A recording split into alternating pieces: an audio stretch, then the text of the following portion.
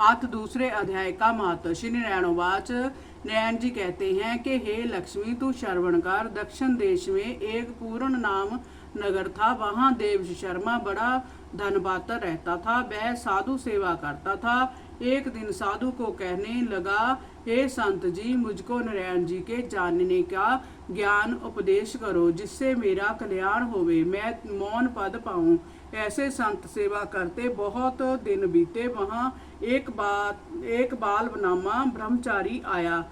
उसकी बहुत सेवा करी और विनय की, हे संत जी, मुझे कृपा करके श्री नारायण जी के पाने का उपदेश करो, जिससे मेरे जीवन का कल्याण और मुक्ति होवे। तब बाल ब्रह्मचारी ने कहा, मैं तुझे गीता जी के दूसरे अध्याय का पाठ सुनाता हूँ, उसके सुनने से कल्याण होगा। तब श्री शर्मा ने कहा, श्री गीता जी के दूसरे अध्याय के सुनने से आगे भी कोई मुक्त हुआ है? तब बाल ब्रह्मचारी ने कहा, मैं तुझे एक पुरातन कथा सुनाता हूँ, श्रवण कर। एक अयाली वन में बकरियां चराता था और वहां मैं भजन किया करता था। एक दिन रात को अयाली बकरियां लेकर चला। मार्ग में एक सिंह बैठा था। एक बकरी सबसे आगे चली जाती थी। उसको देखकर सिंह भाग गया। तब अयाली जय आश्चर्य देखकर बड़ा चकित हुआ और मैं भी वहां खड़ा हुआ। चरवाहे ने मुझे देखकर कहा, मैंने जय आश्चर्य देखा है कि बकरी देखकर सिंह डर के भाग गया है। तुम संत तरकालज्ञ हो, वृतांत मुझे कहो कि जय क्या चरित्र भया। ब्रह्मचारी ने कहा, हे अयाली, मैं तुझे एक पिछली वार्ता सुनाता हूँ। जय बकरी पिछले जन्म डैन थी। जाति इसकी सुंदर थी। जब इसका भर्ता मर गया तब जय डैन बड़ी हो गई। जिस सुंदर लड़के को देखती उसको खा लेती। और जय सिंह पिछले जन्म फंदक था।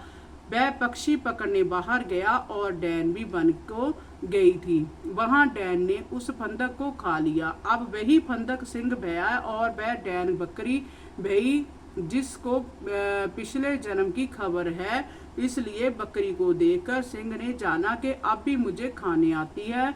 तब अयाली ने कहा, मैं पिछले जन्म कौन था? तब ब्रह्मचारी ने कहा, तू पिछले जन्म चंडाल था। तब अयाली ने कहा, हे ब्रह्मचारी जी, कोई ऐसा उपाय भी है जिससे हम तीनों की इस अदम देह से छूटे? तब ब्रह्मचारी ने कहा, हम तुम्हारे तीनों का उद्धार करते हैं। एक वार्ता मेरे से सुनो। पर्वत की कंदरा में एक शिला थी, जिस पर श्री गीता जी का दूसरा अध्याय लिखा हुआ था। मैंने उन अक्षरों को उस शिला पर देखा था। अब मैं तुम्हारे को मन, वचन और कर्म करके सुनाता हूँ, तुम श्रवण करो। तब ब्रह्मचारी ने गीता जी के अक्षर सुनाए। तब तत्काल ही आकाश से विमान आए। उन सब को विमान चढ़ाकर वैकुंठ को ले गए। अदम देह से छूटकर देवदेह पाई।